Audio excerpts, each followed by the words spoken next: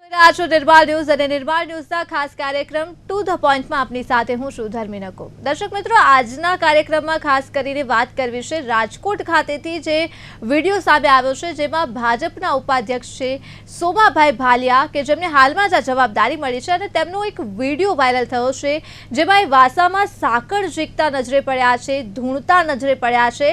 એટલે આપણને પ્રશ્ન એ થાય કે જ્યારે આ પ્રકારનો વિડીયો સામે આવે તો આપણે અંધશ્રદ્ધા અને શ્રદ્ધા વચ્ચે ફેરફાર કેટલો, અને ખાસ કરીને આજે વાત એ કરવી છે કે એક જાહેર મંચ પરથી, અને એમાં પણ એક સામાન્ય માણસ નહીં પરંતુ એક જવાબદારી હોય, એક હોદ્દો હોય, તો એ વ્યક્તિની એક જવાબદારી બને છે કે તે જનતા સુધી કયા પ્રકારના જે સંદેશ છે તે પહોંચાડે છે। અને તેમાં પણ જાહેર મંચ ઉપર જો આવી રીતે ધૂણતા વિડીયો જે છે વાયરલ થતા હોય, એક તરફ આપણી સરકાર દ્વારા વિજ્ઞાન જાથા ચલાવવામાં આવે છે, ખાસ કરીને જ્યારે લોકો જે છે અંધશ્રદ્ધાનો ભોગ ન બને તે માટે સરકાર આ જાગૃતતા આવે તેવી પહેલ કરી રહી છે। અને બીજી તરફ જ્યારે ભાજપના આવા અધિકારી, ભાજપના જવાબદાર જે નેતા હોય તે આ પ્રકારે જ્યારે જાહેરમાં જો ધૂણતા જોવા મળે તો આપણને સવાલ થાય કે સામાન્ય લોકો જે છે કયા પ્રકારે આ વિડીયોમાંથી સંદેશ લઈ શકે। અને આ જ વિષય ઉપર આજે ચર્ચા કરવા માટે આપણી સાથે જોડાયા છે ડોક્ટર જયંત પંડ્યા, જેઓ વિજ્ઞાન જાથાના પ્રમુખ શ્રી છે, અને સાથે જોડાયા છે ડોક્ટર પુરુષોત્તમ પીપળિયા, જેઓ સર્વગ્રાહી સમીક્ષક છે। સૌપ્રથમ આપ બંને એક્સપર્ટનું હાર્દિક સ્વાગત છે નિર્માળ ન્યૂઝમાં। સૌથી પહેલા ડોક્ટર જયંત, આપનાથી હું શરૂઆત કરવા માંગીશ આજના વિષયની। સૌથી પહેલા એ જણાવો કે આજે વિડીયો રાજકોટ ખાતેથી સામે આવ્યો છે, આમ તો અવારનવાર આપ આ પ્રકારના વિડીયો જોતા હો છો, ઘટના જોતા હો છો, પણ રાજકોટથી આજે વિડીયો સામે આવ્યો છે તેને આપ કયા પ્રકારે જુઓ છો? એક તો રાજકોટમાં નવનિયુક્ત ઉપપ્રમુખ સોમાભાઈ ભાલિયા કે જેઓ માતાજીના માંડવાની અંદર ધૂણે છે અને સાકળ મારે છે અને આમ ધૂતકારી આપતા હોય છે, એવા સીન વારંવાર આવે છે। વિજ્ઞાન જાથા બહુ સ્પષ્ટપણે માને છે અંધશ્રદ્ધા છે એ માનસિક બીમારી છે અને અંધશ્રદ્ધાથી માનવીને પાયમાલી અને બરબાદી મળી છે, આ સિવાય કશું જ મળ્યું નથી। જ્યારે જવાબદાર હોદ્દેદાર હોય અને આ પ્રકારે ધૂણે અને પ્રદર્શન કરે જાહેરની અંદર, એ નિંદા જેટલી કરી એટલી ઓછી છે। વિજ્ઞાન જાથા કડક શબ્દોમાં આલોચના સાથે વખોડે છે અને કોઈ પણ રાજકીય પક્ષ હોય, કોંગ્રેસ, ભાજપ કે આપ કે કોઈ પણ રાજકીય પક્ષ હોય, એને કઈ ગાઈડલાઈન તો બનાવવી જ જોઈએ કે આ પ્રકારની હરકતો છે કરનાર વ્યક્તિને હોદ્દો આપવો કે નહીં, એનું એક નીતિ નિયમ તો બનાવવા જ જોઈએ। એનું કારણ શું છે કે એને ફોલો કરતા હોય છે, એના સાથેના લોકો ફોલો કરતા હોય છે અને એ આવી અંધશ્રદ્ધામાં આવી જાય અને પછી ઘણીવાર આપણે અનેક કિસ્સાઓ છે, મોત સુધીના કિસ્સાઓ આપણે જોયા છીએ। અમે તો સ્થળ ઉપર કામ કરીએ છીએ 35 વર્ષથી, તો અમને ખ્યાલ છે કે આ હકીકત છે, લોકો પર બહુ ગંભીર અસર પડે છે। એટલે ખાસ કરીને રાજકીય આગેવાનોએ કાળજી રાખવી જોઈએ છે અને ભવિષ્યમાંનું પુનરાવર્તન ન થાય તેના માટે કોઈ પણ પક્ષ હોય એને કોઈ કડક શિક્ષાત્મક પગલા કે એને એક નોટિસ પણ કરવી જોઈએ કે ભવિષ્યમાં આવું પુનરાવર્તન ન કરે। એટલે જે ભાઈ સોમાભાઈ ભાલિયા છે એને જે વર્તન કર્યું છે અને આ વર્તનની જાથા નિંદા અને આલોચના કરે છે। બિલકુલ, આપણે આજે કમલીવાડા ધામથી વિક્રમભાઈ ભુવાજી। વિક્રમભાઈ, સૌથી પહેલા હાર્દિક સ્વાગત છે આપનું નિર્માળ ન્યૂઝમાં। અને વિક્રમભાઈ, જે વિડીયો સામે આવ્યો છે રાજકોટ ખાતેથી, જેમાં ભાજપના નેતા જે છે જાહેરમાં ધૂણી રહ્યા છે, સૌથી પહેલા વિડીયો વિશે આપ શું કહેવા માંગશો? સૌથી પહેલા આપ સૌને નમસ્કાર। દરેક ભુવાજી એમના પરંપરા પ્રમાણે તિલક થતું હોય છે, પણ આવી રીતે સાકળ લેવીને આ એમની પરંપરાનો કોઈ હિસ્સો હોઈ શકે છે, પણ જ્યારે એ કોઈ પદ ઉપર હોય કે એ કોઈ પણ એ પ્રતિનિધિત્વ કરી રહ્યા હોય ત્યારે સભાનતા સાથે એમને વર્તન કરવું જોઈએ, એવું મારું માનવું છે। ડોક્ટર પુરુષોત્તમ, શું કહેશો આપ? આજે જાહેરમાં જ્યારે કોઈ જવાબદાર વ્યક્તિ હોય કે જેની પાસે હોદ્દો હોય અને જેને લોકો જોતા હોય, અનુસરતા હોય, તેવા લોકો જો જાહેરમાં આવી રીતે ધૂણતા નજરે પડે તો આપ શું કહેશો? ધર્મીબેન, સોમાભાઈ ભાલિયા એ એક રાજકીય કાર્યકર છે અને રાજકીય હોદ્દો ભોગવી રહ્યા છે, ત્યારે તેમનું ધૂણવું અને અંધશ્રદ્ધા ફેલાવવી તે તદ્દન ગેરવ્યાજબી છે. અંધશ્રદ્ધા અંગે કાયદાઓ અમલમાં છે. તેમાં ઘણા પ્રકારની અંધશ્રદ્ધા છે અને આમનો પણ સમાવેશ થાય છે. કોઈ પણ વ્યક્તિ હોય એ કોઈ પણ પ્રકારની અંધશ્રદ્ધા ફેલાવી શકે નહીં, પછી એ ચાહે કોઈ પણ હોદ્દા ઉપર હોય કે સામાન્ય માણસ હોય, એની પર કાયદાનો સખ્તાઈથી અમલ કરવો જોઈએ. પરંતુ સરકાર ન કરે એટલા માટે કે ભુવાઓ દ્વારા અને અન્ય જે અંધશ્રદ્ધા ફેલાવે છે તેઓ દ્વારા તેમનો એક વિશાળ વર્ગ છે, ચાહક વર્ગ. એ ચાહક વર્ગ નારાજ ન થાય એમની વિરુદ્ધ એટલે કાર્યવાહી કરવામાં આવતી નથી. આપ જાણો છો ધાર્મીબેન કે કેટલી કમળ પૂજાઓ થઈ છે, કેટલાકના મોત થયા છે, નિર્દોષ બાળકોની બલિ ચડાવવામાં આવી છે. કે આ ધાર્મિક અંધશ્રદ્ધાનું પરિણામ છે. અને આવી આ ધાર્મિક અંધશ્રદ્ધાને જો નાથવામાં નહીં આવે તો હજુ પણ બાળકોની બલિઓ, કમળ પૂજાઓ આ બધું થઈ રાખશે. જી બિલકુલ. ભુવાજી, શું કહેવા માંગશો આપ? મારે આપની પાસેથી એ જાણવું છે કે શ્રદ્ધા અને આ બંને વચ્ચે કેટલો ફેરફાર? શ્રદ્ધા એટલે કોઈ જે આપણે ભગવાનને માનીએ છીએ, દરેકને પોતાની કુળદેવી હોય છે. અને અમારા ઉત્તર ગુજરાતમાં કુળદેવી ઈષ્ટદેવ પ્રમાણે દરેક ભુવાજીને તિલક થતું હોય છે. એ પણ એમના ગામ, એમના શહેર, એમના જે પણ વ્યક્તિઓ મળીને આ વિધિ કરતા હોય છે. પણ હમણાં મારા વક્તાએ કહ્યું એમ કે સમાજમાં ભુવાજીઓ અંધશ્રદ્ધા ફેલાવી જોઈએ નહીં. અને જે આ કમળ પૂજા, બલિ ચડાવી, એમને હું સખત શબ્દોમાં વખોડી કાઢું છું. ભુવાજીઓનો ધર્મ છે બધાને આશીર્વાદ આપવાનો, સારો રસ્તો બતાવવાનો. ધારે કે હું જ છું જે જેટલું બને એટલું શિક્ષણનું કાર્ય કરું છું. મારા સમાજમાં લોકોને ખબર છે, અધર કાસ્ટમાં પણ લોકો મને ઓળખે છે. અને ભુવાજીઓ જ્યારે એમને તિલક થતું ને કે ગાદી એમને મળતી હોય તો એમને એ ગાદી પરથી સારા કાર્યો કરવા જોઈએ. અને જેટલું પણ આસ્થાનો ફેલાવો કરી શકે એટલી શ્રદ્ધા અને આસ્થાનો ફેલાવો કરવો જોઈએ. જે પણ લોકો અંધશ્રદ્ધા તરફ હોય એમને શ્રદ્ધા તરફ વાળવા જોઈએ. બિલકુલ. ડોક્ટર જયંત, શું કહેશો? જે પ્રકારે ભુવાજીએ કહ્યું છે કે ભુવાજીનું કામ છે કે શ્રદ્ધાને ફેલાવી, આપ શું કહેવા માંગશો? એક તો અમે આટલા વર્ષથી કન્ટિન્યુ 35 વર્ષથી ફિલ્ડ ઉપર કામ કરીએ છીએ. કોઈ પણ ચમત્કારી કે ભુવાજીએ કોઈ પણ સમાજ કે રાષ્ટ્ર માટે કોઈ લાભદાયક કામ કર્યું હોય એવું અમને જોતા નથી. માત્ર આશીર્વાદ આપતાથી કોઈની કોઈ જીવન પરિવર્તન આવતું નથી કે કોઈ ઉત્થાન થતું નથી. આ તો વર્ષોથી એક ચાલી આવી પરંપરાની અંદર જકડાઈ રહેવું અને એમાં આપણે પડ્યા રહેવું, તિલક કરવું, એ વર્તમાન સમયમાં 21મી સદીમાં વ્યાજબી નથી.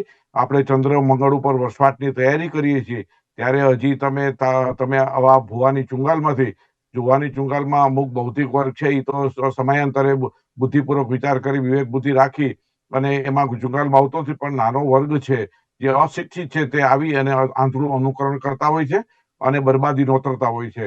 અને પોતાની પરિસ્થિતિ ન હોય છતાં પણ એવા ખર્ચા કરતા હોય છે અને તાવા અને માનતા રાખતા હોય છે. અમે તો ઇન્ટિરિયર ગામડામાં કામ કરીએ છીએ એટલે અમને ખબર છે કે ઘરમાં બાથરૂમ ન હોય. અમે એક ઝુંબેશ ચલાવી હતી કે દીકરીઓને સાંજના જાદુરૂ બહાર જાય અને આવું બધું એમાંથી મુક્તિ મળે એના માટે અમે અભિયાન ચલાવ્યું હતું આજે 20 વર્ષ પહેલા. અને એમાં અમને તાવા બંધ કરી અને આવા આયોજનો કરવા, એમાં કોઈ ભુવાએ પહેલ નહોતી કરી, સમજી લેજો. બીજું કે કોરોના વખતે ભુવાની ભૂમિકા બહુ વરવી સાબિત થઈ હતી અને અમે સરકારી તંત્ર અમે નાકે દમ આવી ગયું હતું અને ના પાડતા હતા. તો પ્રમાણિક અને સારા ભુવા કેટલા, પેલા તો એ પ્રશ્ન થાય છે કે જે સમાજના ઉત્થાનમાં કે રાષ્ટ્રના ઉત્થાનમાં ભાગીદાર થાય એવા એની ટકાવારી કેટલી? તો નિર્વત છે. હું કામ કરું છું એટલે મને ખ્યાલ છે. પોતાના લાભ માટે, પોતાની મહત્તા માટે, પોતાને પગે લગાડવા માટે મહત્તમ પોતે કરતા હોય છે અને પોતે લોકોને પ્રભાવિત કરતા હોય છે. આમાંથી મુક્તિ મળવી જોઈએ. અને હું બહુ સ્પષ્ટપણે માનું છું કે જે આ સોમાભાઈ રાજકીય આગેવાન છે અને એને જે આ બેહુદું વર્તન કર્યું છે રાજકીય હોય એટલે કોઈ વોટ બેંકને ધ્યાનમાં રાખીને બહુ નજરઅંદાજ કરતા હોય છે. અંતે તો સમાજ અને રાષ્ટ્રનું નુકસાન થાય છે. અને આપણે બીજા રાષ્ટ્રોની અંદર જોતા હોય છે કે આવા ભુવાઓ લોકો નથી, કોઈ આશીર્વાદ આપતા નથી, છતાં હરણફાળ પ્રગતિ કરી છે. એનું કારણમાં શું? આપણે આત્મમંથન કરો. કોરોના વખતે આ બધા ભુવાન ચમત્કારિકો ધાર્મિક સ્થાનો બધા બંધ રહ્યા હતા. કોઈ આંદોલન ચલાવ્યા નહોતા કે અમારું ધાર્મિક સ્થાન ખોલો. કોઈ એનો કીધું, બધાને ડર હતો. કોઈ પણ ચમત્કારિક શક્તિ આખા દેશમાં, આખા વિશ્વમાં કામ ન આવી. કોઈ પણ હિન્દુ, મુસલમાન, ક્રિશ્ચિયન કોઈ પણ એના આરાધ્ય છે કોઈ લોકોને મુક્તિ અપાવી નથી. અંતે વિજ્ઞાને જ બધું કર્યું હતું. જે રાહતનો દમ ખેંચ્યો છે એ વિજ્ઞાનને આભારી છે. તો અને જે તમે વાતો કરતા હોય આધ્યાત્મિક ને ધાર્મિક ની વાત કરતા હોય છે, એનાથી કોઈનું પેટ કે રોજગારી મળતી નથી, સમજી લેજો. બિલકુલ. પરસોત્તમ, શું કહેવા માંગશો? પ્રામાણિક ભુવા કેટલા છે? અને ખાસ કરીને ધૂણવું જે ક્રિયા છે એ શ્રદ્ધા હોય છે કે અંધશ્રદ્ધા? શું કહેશો આપ? ધૂણું એ તદ્દન અંધશ્રદ્ધા છે. ભુવા અને પ્રમાણિક હોવું એ બે મેળ ખાતો નથી. આપ જાણો છો કે મોટા મોટા મંડપોમાં એ કોમર્શિયલ રીતે ભુવાઓ ધૂણવાનું કામ કરે છે. અગાઉ એવું નહોતું. અગાઉ ઘરે માતાજીના સ્થાપન થતા અને ઘરે ભુવાજી આવી અને આશીર્વાદ આપી જતા, જ્યારે આપણે માતાજી તેડીએ ત્યારે. હવે એવું નથી, એનું કોમર્શિયલકરણ થઈ ગયું છે. અને જેટલી મોટી સંખ્યામાં ભાવિકો હાજર થાય તે મોટા ભુવા ગણાય છે. એટલે આ બધું આપ જાણો છો ધાર્મીબેન કે બાબા બાગેશ્વર છે એ કેટલી અંધશ્રદ્ધા ફેલાવે છે. કોના આશીર્વાદ છે? શા માટે અંધશ્રદ્ધા ફેલાવવા માટે એને સગવડતા કરી આપવામાં આવે છે? આ બધી બાબતો ચિંતાનો વિષય છે. આજે પ્રજા એ ભોગવી રહી છે. આજે પ્રજાને અંધવિશ્વાસમાં રાખીને પોતાની જે કઈ બાબતો છે એ બાબતોને સફળતાપૂર્વક પ્રજા સમક્ષ મૂકી રહ્યા છે. અને એ ભુવાજીને આવકનું સાધન છે, તે રાજકારણીઓને મતનું સાધન છે. એટલે આ બધી મેલ મિલાપણામાં આ બધી પ્રવૃત્તિઓ જે અંધશ્રદ્ધાની છે એ ચાલે રાખવાની છે. અને આમાં કોઈ રોકી શકશે નહીં. કારણ કે કાયદો બનાવ્યા છતાં એનો એક કેસ થયો નથી, એની અમલવારી થઈ નથી. શા માટે થવી જોઈએ અમલવારી? આ બધાને જેલ ભેગા કરવા જોઈએ, એની બદલે પદ ઉપર બેહાડે છે. આ ગેરવ્યાજબી છે. બિલકુલ. ભુવાજી, શું કે મને આપની પાસેથી એ જાણવું છે કે ધૂણવું જે ક્રિયા છે એ શું હોય છે? કયા કારણોસર જે વ્યક્તિ હોય છે એ ધૂણતું હોય છે? First of all I would like to say કે જેવું પંડ્યા સરે કીધું એમાં હું અગ્રી કરું છું કે પ્રામાણિક અને અપ્રામાણિક ભુવાજીઓનું તારણ કાઢવું જોઈએ. કે you can't put out all bhuvajis in one frame. તમે એક ફ્રેમમાં બધા ભુવાજીને ના મૂકી શકો. હમણાં એમણે કહ્યું કે ભુવાજીઓ શિક્ષણના કાર્યો કે પ્રામાણિક બંને એક સાથે ન હોઈ શકે. ધારો કે હું મારા જાતે વખાણ કર્યો એ ન ચાલે, પણ 12 સંસ્થાઓમાં હું એઝ એ ટ્રસ્ટી છું અને શિક્ષણનું કાર્ય અમે કરી રહ્યા છીએ. તમે જાણવું હોય તો જાણી શકો છો, અમદાવાદ ખાતે અમારા રબારી સમાજની ખૂબ જ મોટી હોસ્ટેલ અને શિક્ષણનું કાર્ય એટલે રેક્ટ રાયકા એજ્યુકેશન વિક્રમભાઈ, આપ શિક્ષણનું કાર્ય છો એ સરાહનીય છે, આવકારને પાત્ર છે, અમે અભિનંદનને પાત્ર છે, આપીએ છીએ. પણ ધોરણના કાર્ય પૂરતું જ અમને વિરોધ છે.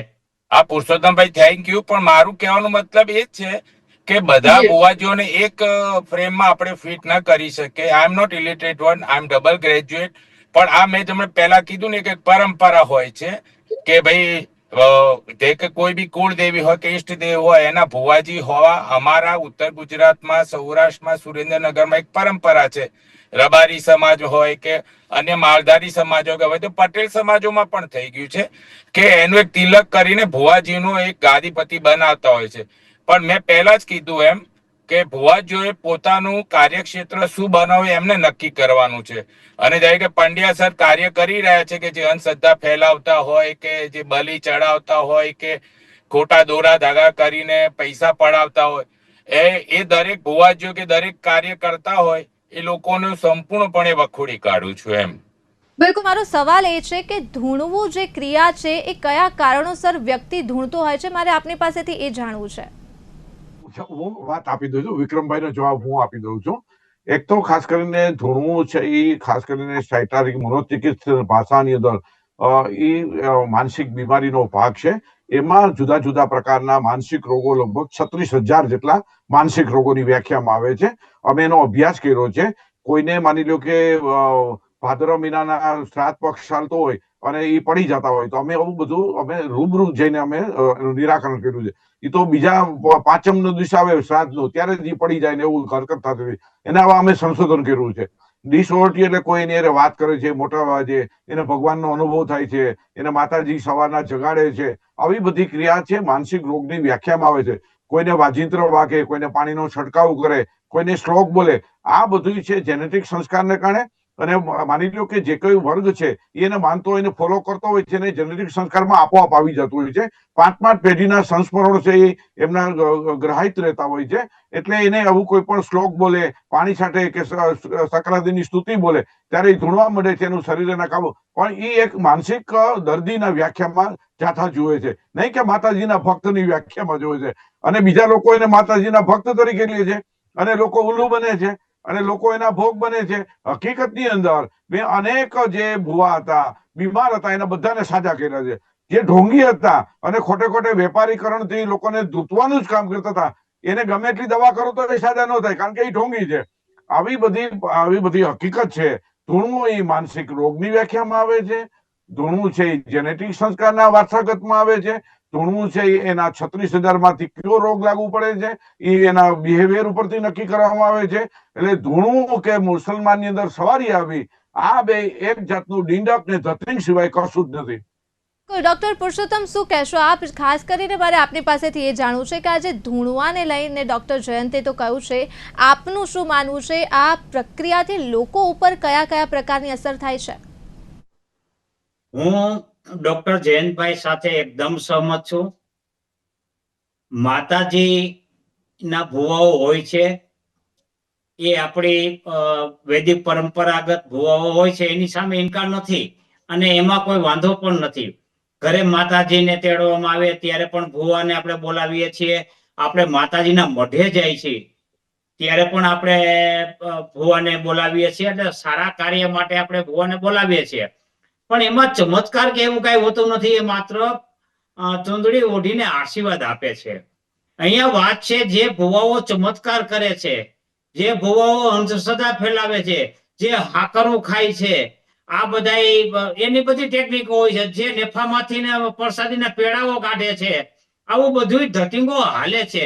જે નાળિયેરમાંથી કંકુ કાઢે છે, અનેક વખત વિજ્ઞાન જાથાઓએ આવા બધા પર્દાફાશ કર્યા છે. ત્યારે મારી દ્રષ્ટિએ આ ધૂણું એ એક માત્ર તરકત છે, એમાં વિશેષ કાંઈ નથી. જેમ ડોક્ટરે કીધું કે ભાઈ આ માત્ર ને માત્ર માનસિક બીમારી છે, એનાથી વિશેષ કાંઈ નથી. હા, કેટલાક ભુવાઓ સાચા હશે એની અમે કોઈ પ્રશ્ન નથી. જેમ આપણા પેનલના જે ભાઈ છે એમને કીધું એમ, એટલે એવા પણ હશે કે સાત્વિક રીતે કામ કરે છે, જે અંધશ્રદ્ધા ફેલાવતા નથી. તે આવકાર્ય છે. માતાજીની સ્તુતિ કરે, માતાજીની વંદન કરે, આશીર્વાદ આપે, એ બધું આવકાર્ય છે. પણ ઢોંગ, ધતિંગ, અંધશ્રદ્ધા ફેલાવી, આ બધું છે એ મારી દ્રષ્ટિએ ગેરવ્યાજબી છે અને આવું ન થવું જોઈએ ને. આ માટે કાયદાનો સખ્ત ઉપયોગ કરી અને આવા લોકોને ડામી દેવા જોઈએ. અન્યથા જે મેં આપને કહ્યું તેમ આની આડઅસરો ખૂબ સમાજ ઉપર વિપરીત થાય છે અને સમાજ આનાથી પીડિત છે. બિલકુલ ડોક્ટર, થાય કે આજે ધૂણવાને લઈને આજે આપણે વાત કરી રહ્યા છીએ, ભુવાને લઈને, અંધશ્રદ્ધાને લઈને, તો ડોક્ટર જયંત એ જણાવો ખાસ કરીને સૌથી પહેલા તો આપણા ભારત દેશમાં આ મુદ્દા ઉપર કયા કયા પ્રકારના કાયદાઓ છે? એક તો હમણાં ખાસ કરીને આખા દેશની અંદર જ્યારથી આઝાદી મળી ત્યારથી વૈજ્ઞાનિકોની ને બધા જે સોશિયલ વર્કરની માગણી હતી કે તમે દેશની અંદર અંધશ્રદ્ધા વિરુદ્ધ કાયદો બનાવો. પરંતુ આઝાદી પછી કેન્દ્ર સરકારમાં તો હજી બહેનો નથી. માત્ર ને માત્ર આખા આટલા રાજ્યો અને કેન્દ્ર શાસિતમાંથી 6 જ રાજ્યોએ અંધશ્રદ્ધા વિરુદ્ધનો કાયદો બનાવ્યો. ગુજરાતમાં કાયદો ઓક્ટોબર 2024માં બનાવ્યો. એ અત્યારે અમે કાગળ ઉપર જોઈ રહ્યા છીએ. કોઈ પણ પોલીસ સ્ટેશનને ખબર નથી કે આ કાયદાની કઈ કઈ જોગવાઈઓ છે. અમે હમણાં જ રાજકોટમાં ભક્તિનગર પોલીસ સ્ટેશનમાં એક ભુવો છે સતીશ ભુવા કરીને છે, એની સામે અમે ફરિયાદ દાખલ કરી. 28 લાખ રૂપિયા જેવી રકમ છે જે બ્રહ્મા નાખીને ઓસ્ટ્રેલિયાના વ્યક્તિને પણ ભોળવીને એને પચાવી પડવા એ સામે ફરિયાદ નોંધાયેલી છે. તો કાયદા તો એની માટે 50,000 થી માંડી અને દંડની જોગવાઈ છે 7 વર્ષ સુધીની. તમે બિનજામીન પાત્ર ગુનો પણ બને છે. આ બધી જોગવાઈઓ છે. પરંતુ પણ રાજકારણને હિસાબે રાજકીય વ્યક્તિઓના ઓથને કારણે આના પર જે ફરિયાદ થવી જોઈએ ભુવા સામે એ થતી નથી, એને છાવરવામાં આવે છે. લેવાતી નથી. આપની સાથે સંમત છું કે લેવાતી નથી. પંડ્યાજી કરે છે પણ પંડ્યાજીની ફરિયાદ લેવાય તો ને. હા, બસ સાચી વાત છે. પંડ્યાજી ફરિયાદ કરવા જાય એટલે થતી નથી, એ અસ્થાને લેવાતી નથી એમ કયો પંડ્યાજી. હા, ના, બરાબર છે. આપની વાત સાથે હું સંમત છું. પણ બહુ વિપરીત પરિસ્થિતિમાં અમે પણ કામ કરીએ છીએ. અતિ કઠિન મારા ઉપર મરણતોડ હુમલા થયા, તલવારના ઘા થયા, એસિડ છાંટ્યું, આ બધું આવા ધર્માંતરના કારણે બન્યું છે.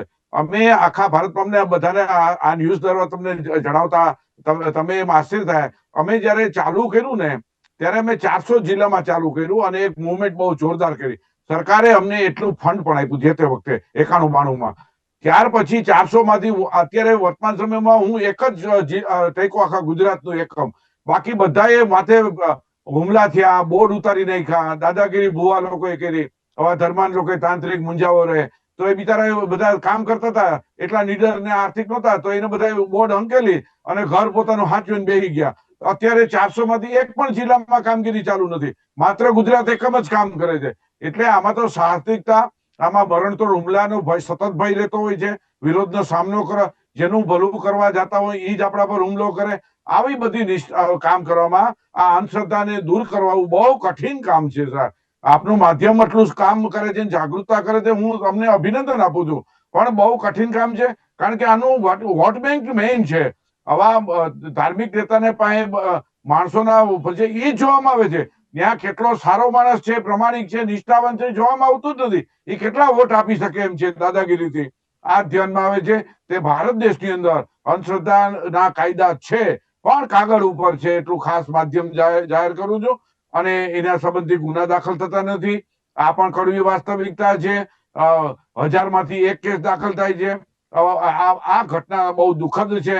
પણ જયારે લોકો પોતે સ્વયં જાગૃત થશે ત્યારે જ નિવેડો આવશે, લોક ચળવળ ઉભી થશે ત્યારે જ આનું નિવારણ આવશે. ત્યાં સુધી અંધશ્રદ્ધામાંથી લોકો પીડા સહન કરશે, એના પાયમાલી થશે, એના સંતાન છે એ ભણી શકશે નહીં. આવી બધી વિપરીત પરિસ્થિતિનો સામનો અંધશ્રદ્ધાને કારણે કરવો પડશે એવું હું સ્પષ્ટ માનું છું.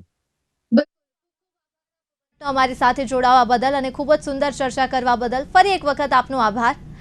તો દર્શક મિત્રો, જે પ્રકારે આજના ટુ ધ પોઈન્ટમાં ખાસ વાત કરી છે, શ્રદ્ધા અને અંધશ્રદ્ધા વચ્ચે ખૂબ જ એક પાતળી રેખા હોય છે. આશા રાખીએ કે આપણો જે ભવિષ્યમાં થનાર જે સમાજ છે એ ખાસ કરીને આ ભાવિ સમાજ અંધશ્રદ્ધાના ચંગુલમાંથી દૂર રહે. હાલ મને આપશો રજા. નમસ્કાર.